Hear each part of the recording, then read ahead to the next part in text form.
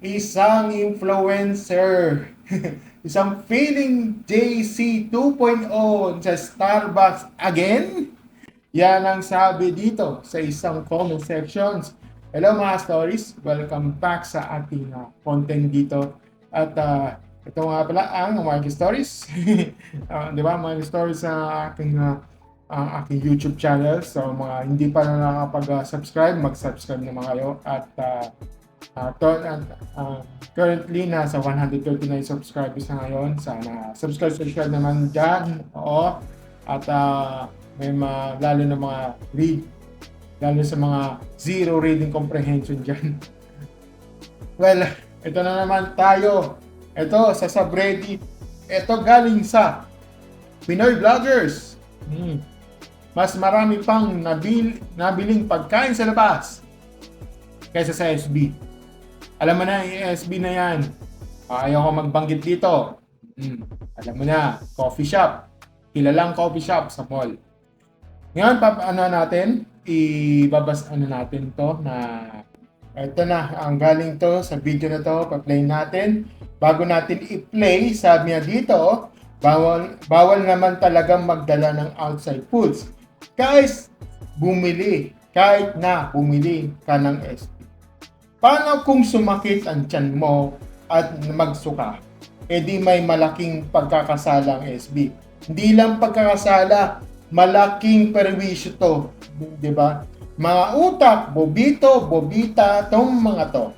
Gusto mo pala ng feeling rich, pero hindi kayo gumamit ng utak. Saka, kahit mali spelling nung name nyo, dapat pinakita nyo yung mga ID nyo. Malay ba ng barista kung mali pala? So, pa-play na lang natin ito, mga stories. Ito. Nilapitan kami ng guard.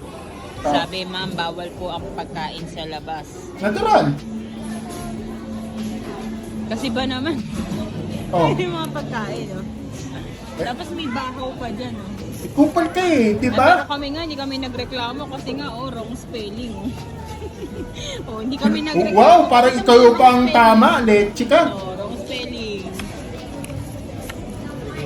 Wrong spelling. Big deal pala sa inyo yung wrong spelling, parang ang JC 2.0 ka di ba? Yung ba big deals pa sa inyo? Yung pagiging wrong spelling nyo? Napaka big deal nyo. Leche. Ito, sabi niya dito. Ito, sabi. This a common general rule sa lahat ng food establishments. Kasi disrespectful siya sa business. Hindi ka hari reyna, hindi ka naman tagapagmana ng mundo nito, tanga. Di ba?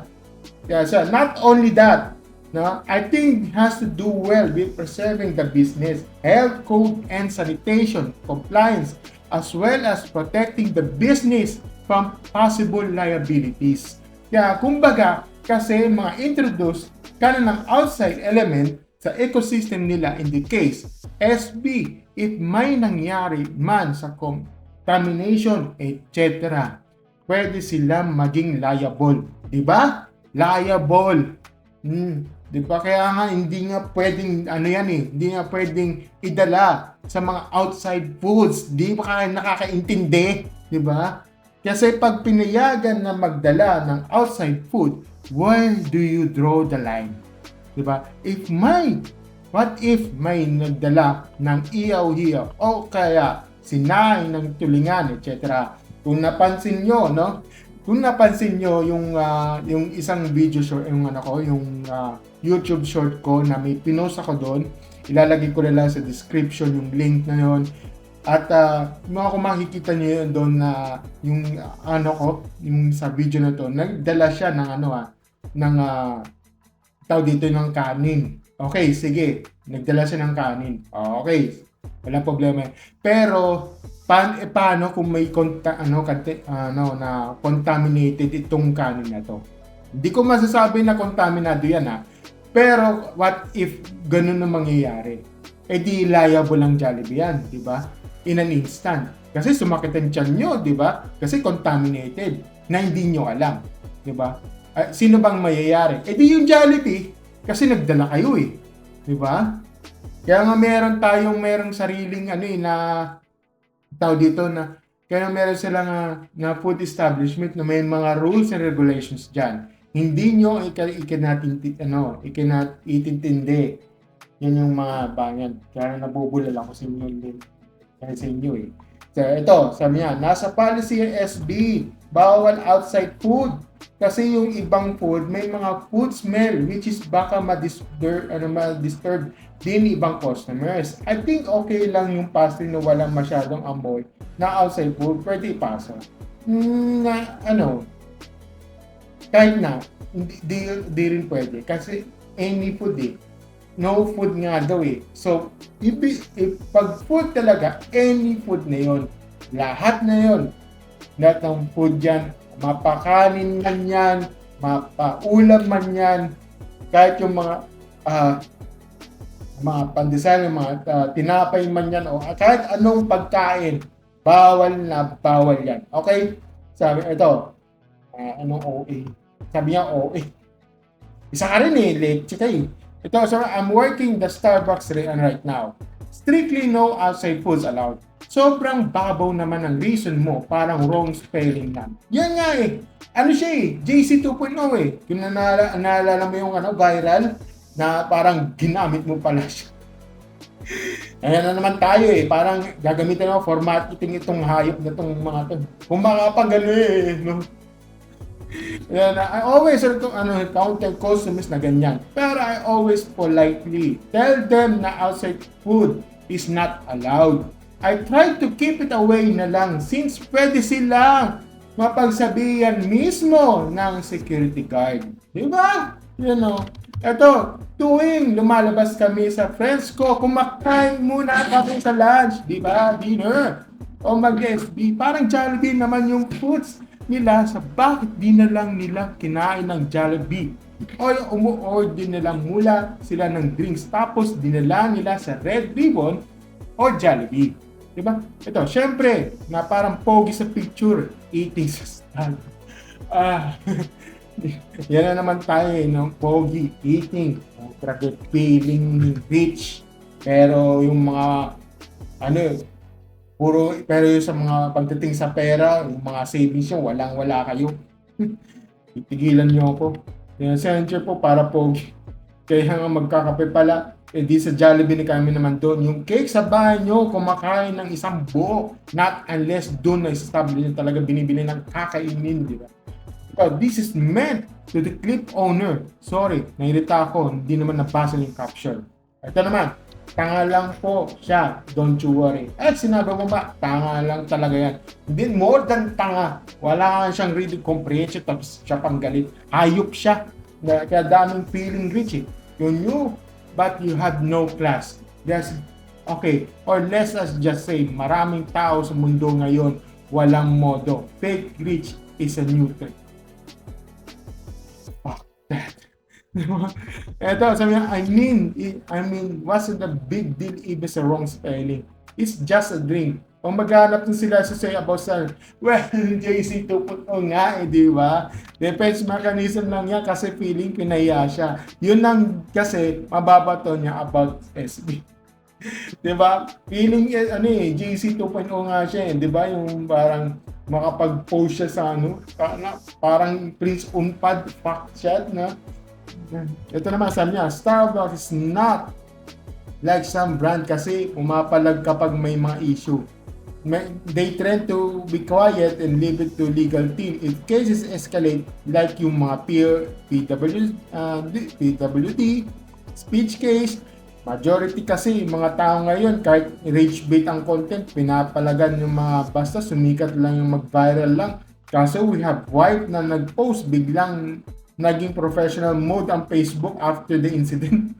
Mga ganyan, galawan ng mga Facebook ng mga inutil Ito, you can clearly see that she can keep the post and sharing their own post sa wall niya kasi mag-service ako malat yung issue niya. Yun, Kaya ito, pinagalitan sila mga tao sa TikTok ngayon kasi feeling ni ate na nag-post na atake ng statue niya. Nagpaka-public apology. Public apologies. Tapos isusunod yan, gaslighting. Hayop kayo. Ito na, apology a day is never enough. What is the moon needs to do is get off social media and learn some manners and a thing or two about common decency. Diba?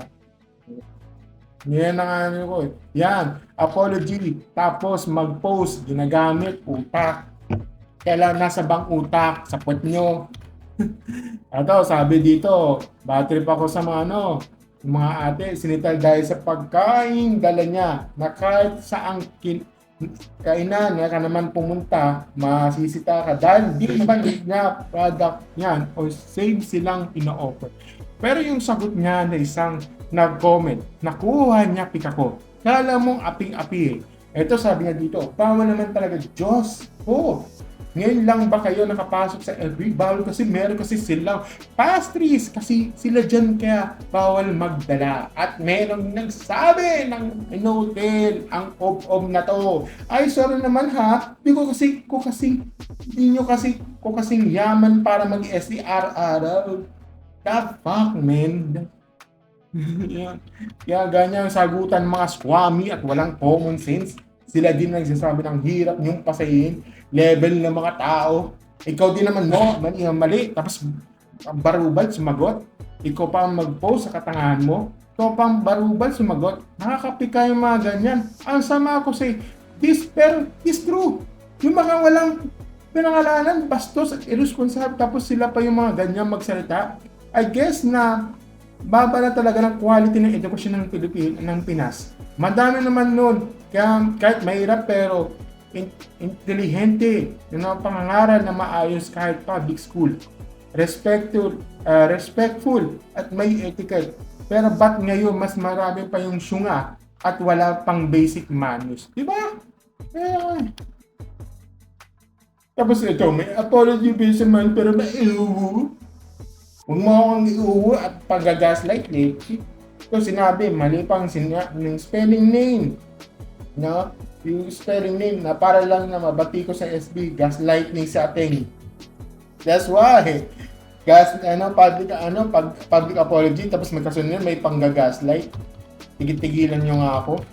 Yung caption yun, no bashing is for fun. Anong no bashing? Babash nyo nga yan. Ito naluto kayo sa inyong utok na mga chemicals. Yan, sinasabi ko eh. Alam mo, ito sinasabi ko yung mga ganyan pwede kayong babanatan. Hindi mo makokontrol ang internet, sinasabi ko sa inyo. Tapos ikaw pa may galit, hayop ka. Dito, sabi last na lang to. Hindi ko lang guess yung bakit binibidyo nila. Kasi alam nilang mali sila. Ni-expect ba nila pagtatanggol sila mga tao? Napaka-entitled eh. Saan ka nakakita ng coffee shop tapos may kumakain ng Jollibee? Napaka-ob eh, di ba? Okay, may update tayo dito, no? Isisingit ko lang dito sa bandang huli, no? So, isisingit ko to. Sabi niya dito sa isang comment na to at medyo may point naman. At sinabi niya dito is delikadesa na lang ang tawag sa hindi pagbili ng same product type, ganun. The same product type sa ibang establishment, then bring it to another establishment na nagbebenta ng same product. Okay. Example, EG, na bumili ka ng coffee sa McDo pero dalhin mo yung SB, or from this video, cake from Red Ribbon pero dinala sa SB na madaming choices or pastry or cakes, no? Pag ginawa mo yun, posible na they change you with core cage. So yun. I remembered some Manam Molito with brought the cake with my cousin. For her birthday, we respectfully ask if we can bring it out and eat for dessert kasi nga sayang naman. Although we can eat it doon sa may alfresco table sa may park. So pag sinabing alfresco, ibig sabihin yung table nasa labas. Yung cake yung pwede naman yon. Okay. Yun. Okay, then glad to say yes and offered us dozen plates. offered as dessert place, no? Yung ano, kasi di nila main dish or product ang cakes. Naturuan tayo lahat ng GMRC. Well, sad ano sad to say na hindi ako agree dito kasi yung iba kasi hindi gumagamit ng well, yung iba hindi naman ginagamit ng GMRC. Kaya sabihin mong ano yan na na tinuruan tayo pero minsan nga binabaliwala lang yan. Well, yun. Kasi kung tinuruan tayo ng GMRC, anong sense yung ano yung mga yan na yung iba na sinasabi niya na ganito, bakit nyo na parang ikaw pa yung tama, ikaw pa yung entitled, pero mali naman sa paningin ng iba, 'di ba na pero the way we apply it in real life, tayo bahala. We have to be educated enough if actions ba natin ay acceptable by the norms before posting, lalo na yun ngayon sa lahat ng post binabatikos positively and negatively. You never know who agrees with you or not, basta magko-comment ng mga tao. Hindi ko tinatanggalan ng good faith tung nag-post sa TikTok. Good faith na baka di niya alam na may ganong outright rule or talagang mas convenient sa kanila to eat a red ribbon cake, and even though they ordered SB drinks, thinking na people na okay na magkain iba food basta may proof of purchase. And ito kasi may point na naman siya. However, kasi meron kasing concern dito sa caption niya. May tama naman yung sinabi okay na may point ka naman may proof of purchase. However, kasi dito, ito kasi yung point niya dito sa caption na to. Ito may point may sense naman siya . Sabi na dito paano kung sumakit yung tiyan mo at magsuka-suka? Di may malaking pagkakasala or malaking damages itong sa SB na hindi naman niya sa kanila. 'Di ba? Malaking yun, possibility. Kasi kung ganun lang pala kung mayroong defense, mayroong silang pang defense dito sa SB, malamang due process to. Paano? Kaso nasa nasa loob ka ng Starbucks. Pero tiningnan ko sa video na to. Tiningnan ko again sa video, nasa loob ka . 'Di ba? Tingnan mo pinilay ko uli yung video. Tinanggal ko. Medyo parang sa loob. Nasa loob kayo . Kung sa alfresco yan, walang problema. Nasa loob kayo . Malamang may responsibility to sa story yun. Kasi nasa loob sila. Unless kung nasa labas ka sa alfresco. Yun ang 'di ba? Labas na sila doon. Yan ang yan ang kasing na pino-point out dito sa discussion na to sa Reddit. Kaya sabi niya, paano kung sumakit ang tiyan mo? Doon kasi doon kasi may masasabit dito ang SB. Kaya na lang bahala kasi yun kasi yung parang nakikita ko . 'Di ba? Kaya tama naman yung sinabi niya dito sa itong sa comment section, sa caption na tama naman na what if kung sumakit yung tiyan nyo? Well, may tama din yung sinabi mo dito. Yung nga lang kasi may mga kasi na inaabuso kasi nila yung rights nila . Kaya hindi ko nagustuhan yung iba na tapos parang pinatulan pa yung sa mga tapos pinatulan pa na yung mga netizen sa comment section. Mali naman yun, di ba? Yun ang masasabi ko, mga stories yun. Okay, so many years ago, Alam mo yung, naalala mo ba yung ano, na viral, yung viral na vlogger? Alam ko na, inaalungkat ko to yung mga patay na, ano, na issue, di ba? Alam mo yung issue tungkol kay Dale Philip, di ba? Na, di ba, bakit kayo tumatambay sa ganito, dapat tumatambay sa ganyan. Dapat coffee shop lang yan. Pumunta ka lang dito para magkape. Pero ginagawa niyo parang, ginagawa niyo pang office, ginagawa niyo pang study table doon. Yung iba naman, ginagawa niyo lang parang pang tambay lang yon para alam mo yun, parang coffee, tapos ang ilang oras kang tumambay, 2, 3, 4 na oras sa isang coffee lang. Diba? Yan, dati hindi ako siya pumapabor sa sinabi ni Dale Philip eh. Ngayon pumapabor na ako. Yes, maybe, not just maybe, definitely Dale Philip was right.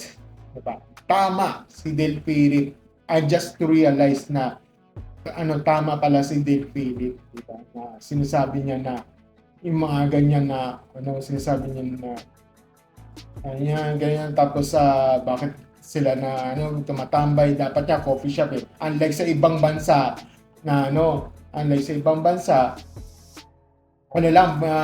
nagko-coffee lang, tapos alis na. O kaya tatambay lang, iinom lang, tapos tambay, alis na. Diba? Yan ang nakakalambay. Ito naman, typical squam ito. Ito pala, habol ko sa'yo. Typical squam is social climber. Ay nako. Yan ang yung sinasabi ko sa inyo. Kaya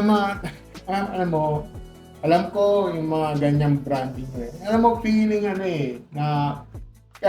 Feeling entitled ka naman eh. Pero sana, kayo, kung kung makapag-post ka sa TikTok, akala mo entitled ka na. Hoy, internet is everywhere. Yan ang sinasabi ko sa'yo. Yan ang typical talaga. Typical. Lahat itong internet, pwede kang atakihin, pwede kang i-cancelin, at pwede kang babastusin ka doon. Yun lang ang nasasabi ko sa inyo. Pwede kang ma-downfall ka doon. Kahit sabihin mong kahit sabihin mo na private person ka o what. Pwede kang sirain ka sa internet. Kasi pinost mo eh, di ba? Tapos feeling ka entitled ka sa mga na binibidyo mo. Tapos ikaw pang galit sa ganyan. Tapos i-expect mo na ipagtatanggol ka sa mga tao. Diyan ka nagkakamali. Sinasabi ko sa'yo. Stories. Yan lang mga stories. Sana matawa na itong babaeng to. Parang JC 2.0 na to eh. JC 2.0. Ay, sa susunod na yan pala ang gusto mo ha. Yan lang mga stories. And never ending stories. Never ending stories. Shoutout pala sa dulo. Yun lang. Thank you. See you next week. Bye.